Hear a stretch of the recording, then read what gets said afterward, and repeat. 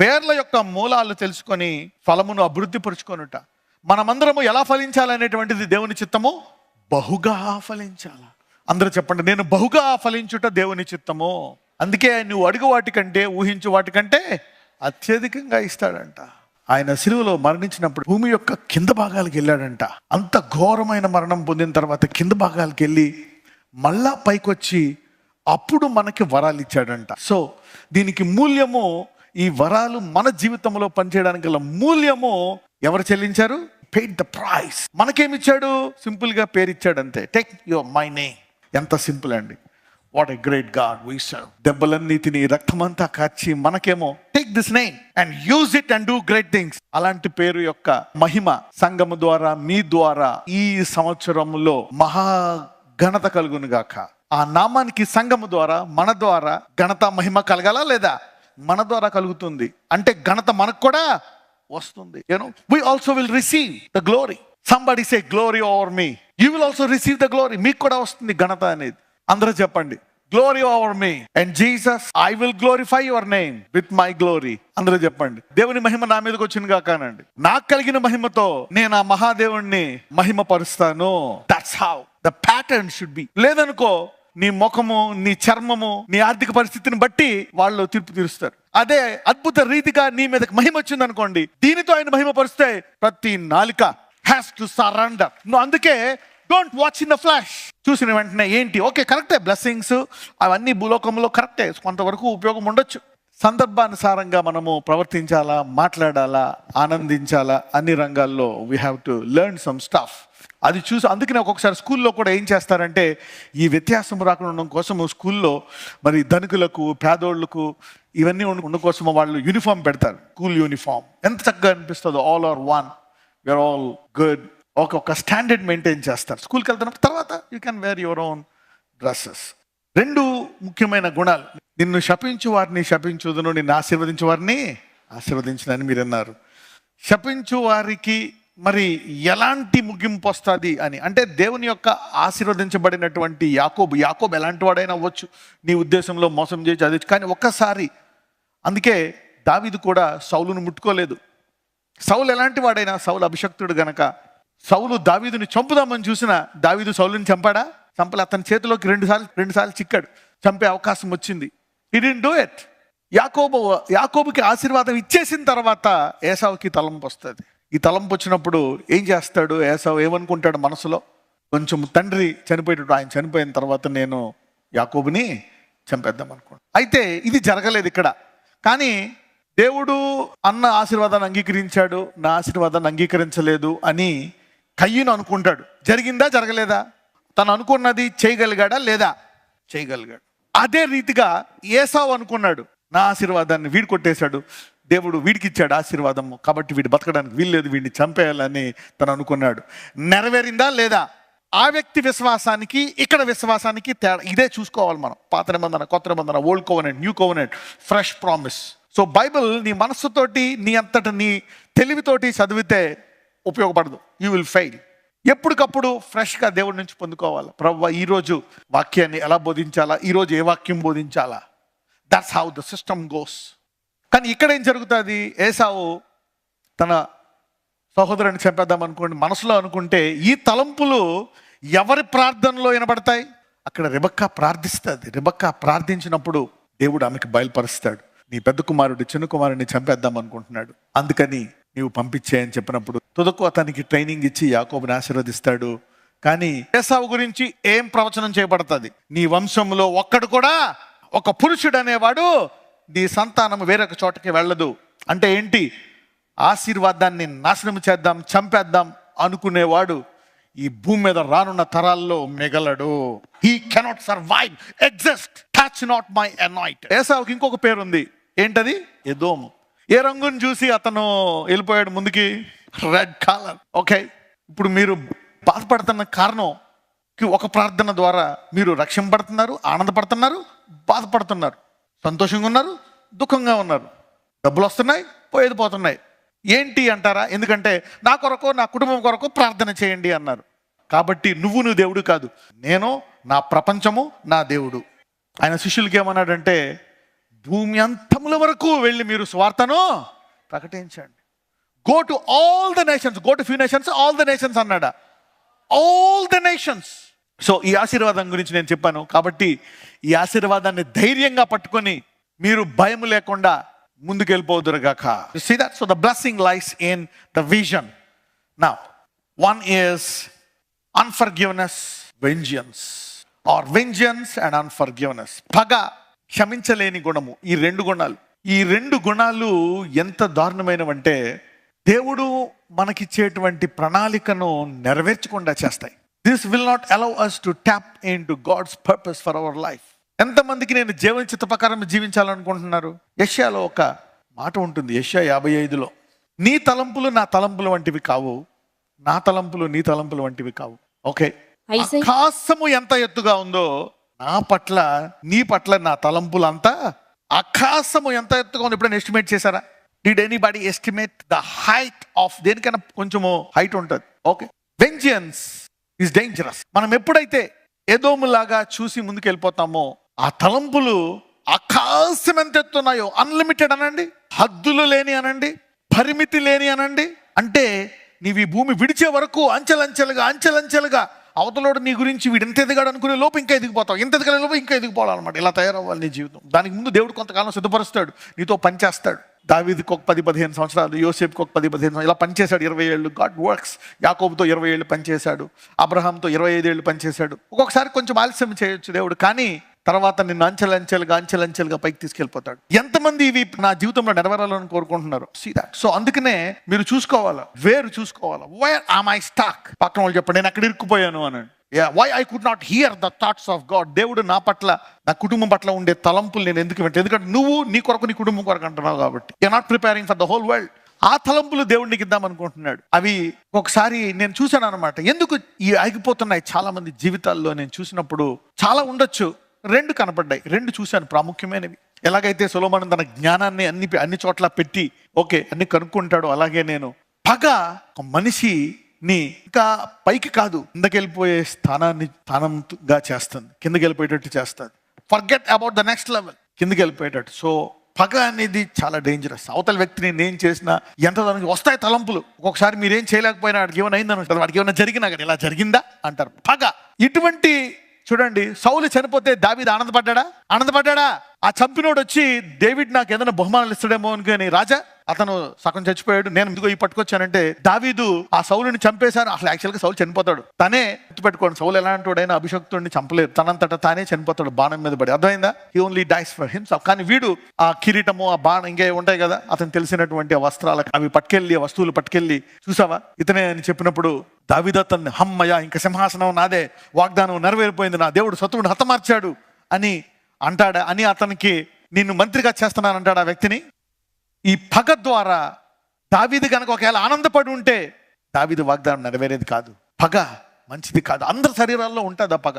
అప్పుడు అనుకోవాలి, దీనివల్ల నేను ఆ వ్యక్తి మీద పగ తీర్చుకుంటే అతన్ని తిరిగి నేను అతను పబ్లిక్ దూషించడం, నేను పబ్లిక్గా దూషించి, నేను అన్ని రకాలుగా నేను చేస్తుంటే నా తర్వాత అందుకనే పశ్చాత్తాపం అనేది చాలా ముఖ్యమైనది. నువ్వు పశ్చాత్తాపడితే దేవుడు తిరిగి నీ గమ్యాన్ని నీకు ఇచ్చేస్తాడు. ఈ పగ కావాలని శత్రువుని పంపిస్తాడు సైతానుడు. ఎవరినో, మీ ఆయన్ని, పిల్లల్ని, ఎవరినో ఒకళ్ళని పంపించి నేను ఇబ్బంది పెట్టిస్తాడు, నీలో శరీరాన్ని రెచ్చగొడతాడు. దాంతో నువ్వు పగ తీర్చుకుంటావు. ఆ పగ తీర్చుకోవడం వల్ల దేవుడు నా పట్ల నీ స్థారమైన తలంపులు, అంటే ఆకాశం ఎంత ఎత్తుగా ఉంది, ప్రతి ఒక్కళ్ళు నీ జీవితంలో నేను ఎక్కడి నుంచి వచ్చాను, ఎక్కడ పెట్టాడు అని మీ సాక్ష్యం ముగించి పరలోకానికి వెళ్ళాలా. ఎంతమందికి తెలుసు ఆకాశం ఎంత ఎత్తుందో? How many of you know? So God has so much plans. నీ జీవితం అంటే ఆర్థికంగానే చేయాలని లేదు, అద్భుతాలే చేయాలని లేదు, పేరు గొప్ప చేయాలనే లేదు. ఏదో ఒక రకంగా దేవుడు ఆ వాగ్దానాన్ని నెరవేరుస్తాడు నీ జీవితంలో. సో అవి ఆగకుండా చూసుకోవాలన్నమాట. God has such glorious plan. పగ అనేది కొంచెం డేంజరస్. ఈసావు ఇలా అయిపోవడానికి కారణము, ఏం తీర్చుకోవడానికి రెడీగా ఉన్నాడు, ఏం తీర్చుకోవడానికి సిద్ధమయ్యాడు? పగ. కయ్యూను పగ తీర్చుకున్నాడు, హంతకులుగా మిగిలిపోయారు ఇద్దరు. మళ్ళీ ఆశీర్వాదాన్ని కనుగొన్నారా? అదే వాళ్ళ పశ్చాత్తాపడి, అరే అన్నయ్య నువ్వేం చేసావో నాకు నేర్పరా, అరే తమ్ముడు నీ దగ్గర నేను నేర్చుకుంటాను. దేవుడిని అడగరా ఆశీర్వాదం అంటే? దేవుడు కనికరమ గల దేవుడు. ఎందుకంటే ఈ ఆశీర్వాదాన్ని అన్నదమ్ములకే కాదు భూలోకమంతా రావాలనేటువంటిది దేవుని చిత్తము. అన్నయ్య పోగొట్టుకుంటే తిరిగి రాదా? ఎంతమందికి రావాలని అబ్రహాం ఆశీర్వాదం? నీ ద్వారా ఎంతమంది ఆశ్రయించబడతారంట? భూలోకములో సమస్త జనులు, every human being has to be blessed like this. దేవుడు పక్షపాతి కాడు. అరే నాకు కూడా కావాలని పశ్చాత్తాపడి ఉంటే వచ్చేది, దేవుని ఎదురు గోచాడు ఉంటే వచ్చేది. పగ తీర్చుకోవడం వల్ల వాళ్ళు ఇంకా పై స్థాయికి వెళ్ళలేకపోయారు. ఈరోజు పగ అనే ఉడుకు రక్తం సెంటిమెంట్లు ఏమి మీ జీవితంలో పని చేయకుండా ఉండను గాక. You should have self control. There are some things which will provoke. అలాగే నీ శరీరాన్ని అవి ఏంటంటే నీలో ఉండే ఆ బలహీనతలను దాన్ని రెచ్చగొడతా ఉంటాయి అన్నమాట, బంధువులు చెప్పుడు మాటలు. So you be very very very careful in that area. ఇంకొకటి ఏంటంటే క్షమించలేని గుణం. క్షమాపణ చాలా ప్రాముఖ్యమైనది. ప్రతి ఒక్కరు ఏదో పొరపాటు చేస్తారు భూమి మీద. ఈ భూమి మీద పొరపాటు చేసిన వాళ్ళందరూ ఒక్కళ్ళు తప్ప, ఒక్క శరీరం తప్ప అన్ని శరీరాలు పాపం చేశాయి. ఏ శరీరం చెప్పగలరా? That's it. అదొక్క శరీరమే. అది కోపపడినా అది దేవుని చిత్తం అక్కడ. ఎందుకంటే మందిర స్థలంని మరీ వ్యాపార స్థలంగా చేసేస్తే okay. So they have to he has to do that. He is jealous for his house. క్షమాపణ ఎంత ప్రాముఖ్యమైందంటే ఎవరో ఒకరు తప్పు చేస్తారు, నిన్ను ఇసుకిస్తారు, నిన్ను ఇబ్బంది పెడతారు. క్షమాపణ అది క్షమించకపోవడం ద్వారా నీకు దేవుని పట్ల విస్తారమైన తలంపులు జరగకుండా నీ భవిష్యత్తును ఆపేస్తాయి. ఎంతమందికి అర్థమైంది? వేరు తెలుసుకొని మనము దాన్ని విసర్జించి బహుగా అభివృద్ధి పొందుతామనే వాగ్దానం. ఈ సంవత్సరం ఈ వాక్యం విన్న వారందరూ మీ వేరు బాగు చేసుకుని బహుగా విస్తరించుదురుగాక. You will know the elements. ఇప్పుడు దాకా ఆగిపోయారా? 20 ఏళ్ళు 10 అవయవాలన్నీ పాడైపోయాయి. God can do. 40 ఏళ్ల గుడ్డివాడు తెరవబడ్డాయి. ఇక్కడ జీవితంలో నాకు ఇది జరగదు అనుకున్న వాళ్ళు ఈ సంవత్సరం ఆ అద్భుతమైన తలంపులను మీ జీవితంలో రుచి చూచుదురుగాక. You will see that experience in this life. అందుకనే నువ్వు క్షమించి చేయాల. Forgiveness will promote you at a very high level. Forgiveness will promote you at a very high level. నువ్వు అతను ఏమన్నావునే, నన్ను దూషించని, ఎన్నన్నా చేయని, యేసుప్రభువు ఏం చేస్తాడు? నువ్వు ఎన్నన్నా చెయ్యి, ఆయన భరించి నీకేమిచ్చాడు? ఆశీర్వాదం. నువ్వు ఎన్ని చెయ్యి, ఎన్ని మరణం కూడా ఆయన తీసేసుకొని చనిపోయి నీకు జీవాన్ని ఇచ్చాడు, ఆశీర్వాదం ఇచ్చాడు. స్వస్థ సిరువులో ఏమున్నాయి? మన రక్తంలో ఎన్ని ఉంటాయి? వాళ్ళు ఒక లిస్ట్ ఇస్తారు నీకు. నీ రక్తంలోనే ఇన్నుంటే మన కొరకు చిందించి ఆశీర్వాదానికి కారణమైన ఆ రక్తంలో ఎన్ని ఆశీర్వాదాలు ఉంటాయి. మీరు తాగే మినరల్ వాటర్లో ఎన్ని మినరల్స్ ఉంటాయో తెలుసా? అవి ఇవి చూడండి, అందులో చాలా మినరల్స్ అన్ని యాడ్ చేస్తారు. సో నీళ్ళలోనే అన్ని మినరల్స్ ఉన్నాయి. రక్తంలో ఎన్ని ఆశీర్వాదాలు ఉన్నాయి. ఆ రక్తము నీలోంచి ఎప్పుడు నీలో వెళ్తుందంటే ఆ రక్తం యొక్క గుణాలు నీలో ఉన్నప్పుడు. తీసుకుంటున్నప్పుడు ఎవరి రక్తం తీసుకుంటున్నావు? యేసయ్య రక్తం. అంటే అవతలోడు ఎన్ని భరించి కూడా వాడిని క్షమించి వాడిని విడుదల చేసినప్పుడు ఆయన ఇచ్చాడు. నేను మరణం తీసుకున్నా, నీకు జీవాన్ని ఇచ్చాను, నాకు ఇది నువ్వు తీసుకో అని మనం విడుదల చేసినప్పుడు ఆ గొప్ప తలంపులు, ఆయన పట్ల ఉండే గొప్ప తలంపులు నీ జీవితంలో నెరవేరుతాయి. These two are very very very important. ఒక్కొక్కసారి ఎంత వాక్యం తెలిసినా ఏం తెలిసినా జీవితంలో దాన్ని అప్లై చేసినప్పుడు when you apply it and know even this is a gift from God, you know the root. వేర్ల యొక్క మూలాలు తెలుసుకొని ఫలమును అభివృద్ధి పరచుకొనుట. ఎక్కడ ఇరుక్కుపోయింది నా వేరు అంటే ఈ సంవత్సరము నీవు బహుగా ఫలించాలని కోరుకుంటున్నాడేమో. Maybe he wants you to bear fruits in an amazing way. వేర్ల యొక్క మూలాలు తెలుసుకొని ఫలమును అభివృద్ధి పరుచుకొనుట. మనమందరము ఎలా ఫలించాలనేటువంటిది దేవుని చిత్తము. బహుగా ఫలించాల. అందరూ చెప్పండి, నేను బహుగా ఫలించుట దేవుని చిత్తము. అందుకే నువ్వు అడుగు వాటికంటే, ఊహించు వాటికంటే అత్యధికంగా ఇస్తాడంట. నేను దేని మీద కేంద్రీకరిస్తే దాన్ని గడ్డివల్లే చేస్తాడు దేవుడు. వేర్ల యొక్క మూలాలు.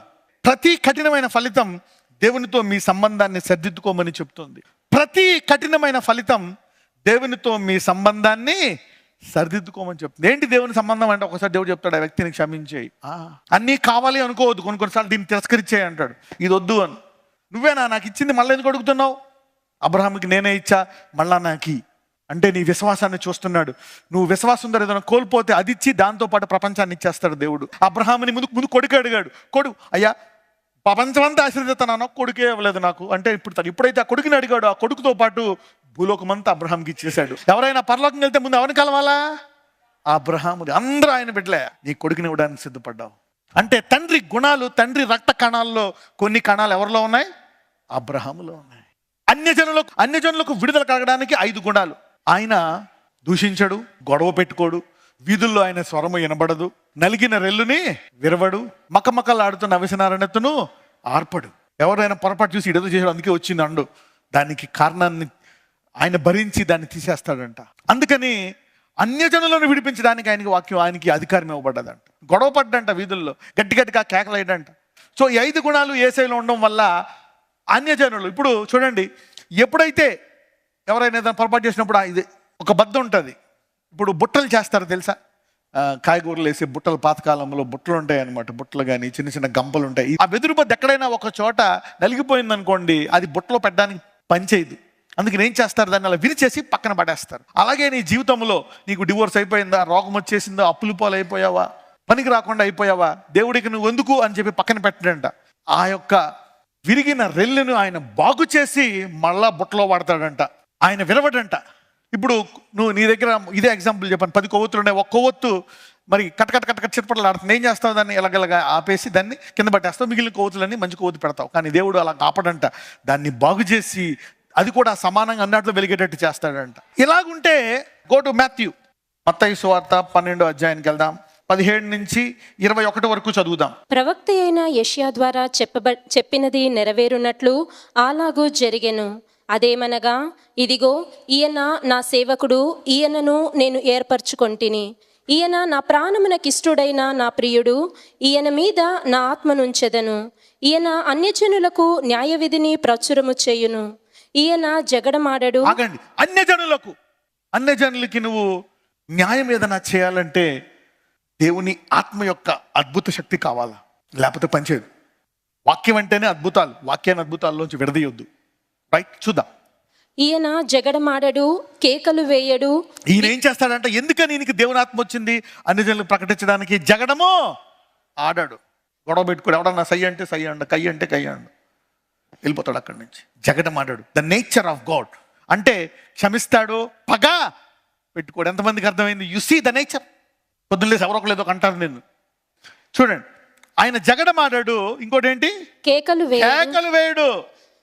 వీధులలో ఈయన శబ్దం ఎవరికి వినపడదు. ఆడితో గొడవ పడ్డావు, వీడితో గొడవ పడ్డావు, ఎరా నువ్వు చూసావా, నువ్వు అలా చేసావా, ఎలా చేసావా, నో మ్యాస్ విత్ జీసస్. చూద్దాం ఆయన గుణాలు. ఈ 3 గుణాలు చెప్పాను. ఇంకొకటి, విజయమందుటకు న్యాయ విధిని ప్రభులము చేయు వరకు ఈయన నలిగిన రెల్లును విరువడు. మకమకలాడుచున్న అవిసనారను ఆర్పడు. He will not fight, a bruised reed shall he not break, a smoking flax he will not quench. అప్పుడు అవతల అన్యజనులను కూడా విడిపించి నేను దేవుని అని చెప్పడానికి ఆత్మ వచ్చిందంట. ఎప్పుడైతే విశ్వాసుల్లో ఇటువంటి ఆత్మ వస్తాదో మీరు అన్యజనులకు వెలుగుగా మారుతారు. ఈ గుణములు ఈ రోజు నీ అంతరంగములో కలుగును గాక. So if you are fighting, you are losing the extra power. ఎంతమందికి అర్థమైంది? అన్యజనుడికి స్వార్థ చెప్పే సామర్థ్యాన్ని కోల్పోతున్నావు నువ్వు జగడమాడడం వల్ల. ఎంతమందికి అర్థమైంది? నలిగిన రెల్లు విరిసేయడం వల్ల, మకమకనాల్సిన అవసరాన్ని ఆపేయడం వల్ల.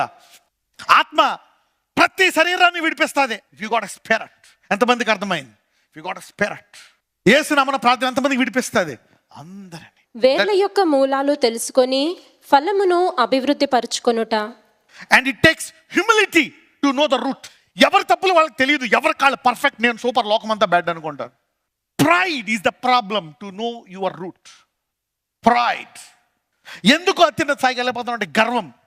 అన్ని గుర్తుందా? అన్ని చేయదగినవి కాదు, కొన్ని చేయకూడదు. కొన్ని సార్లు నీకు ఎంత డబ్బు వస్తున్నా, ఎంత పేరు వస్తున్నా, మంచి పేరు ఎన్నుకుంటావా, ఆ డబ్బు ఎన్నుకుంటావా? సొలొమోను అంటాడు ప్రసంగిలో, అన్నిట్లకంటే మంచి పేరు చాలా ఉత్తమమైందంట. ఇప్పుడు యేసు ప్రభు వారి పేరు ఎందుకు దయ్యాలను వెళ్ళగొడుతుంది? ఆయన పేరు ఎందుకు రోగాలను స్వస్థపరుస్తుంది? ఆయన ఏమో భూలోకంలో ప్రతి మొక్క ఎందుకు అవుతుంది? ఆయన తన మంచి పేరును కాపాడుకున్నాడు. The more your name is good, the more powerful you are. ఎంతమందికి అర్థమవుతుంది? కొన్నిసార్లు కొన్ని వదులుకోవాలి, కొన్ని గొడవలు పెట్టుకోకూడదు, కొన్ని చేయకూడదు, కొన్ని డబ్బు పోగొట్టుకోవాలి. Some time you have to lose. Just ఆ తర్వాత నీ పేరు మంచిదైతే పోయినవన్నీ 10 రెట్లు మళ్ళీ తిరిగి వచ్చేస్తాయి నీకు. ఎంతమందికి అర్థమవుతుంది ఈరోజు? You're getting it. ఎంతమందికి అరే నేను అనవసరంగా ఎన్ని చేశాను, ఇరుక్కుపోయాను, ఈ సంవత్సరం విడిపింపడాలని ఎంతమందికి అనిపిస్తుంది? ఇలాగ అనిపిస్తే నీవు ధన్యుడువు. నీకు మళ్ళా కొత్త జీవితము, విజయవంతమైన జీవితము, నూతన స్థాయి గల జీవితము ఆరంభమవును గాక. May God begin a new career, renewal of your spirit, soul and body. Renewal. ఒక్కొక్కసారి వాగ్దానాన్ని పట్టుకోవాలా, అంతే. నాకు ఇస్తానన్నాడు, దేవుడు ఇస్తాడు. గడ్డి వెళ్ళి చేస్తాడు, అంతే. అది పట్టుకోవాలి, అలాగే పట్టుకొని ఉండాలి, అది జరుగుతుంది.